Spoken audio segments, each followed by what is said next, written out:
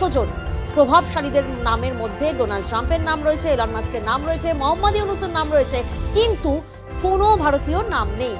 একেই বলে ডক্টর মোহাম্মদ ইউনূসের সাফল্য মানেই ভারতের জলে।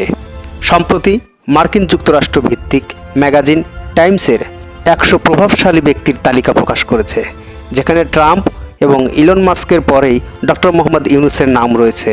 এবং সে তালিকায় এবছরে কোনো ভারতীয় নাম না থাকায় ক্ষোভ ঝাড়ছেন ভারতীয় সাংবাদিক থেকে শুরু করে সর্বস্তরের ভারতীয়।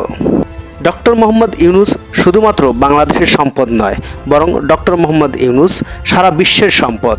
100 প্রভাবশালী তালিকায় ডক্টর মোহাম্মদ ইউনূসের নাম এটাই প্রমাণ করে।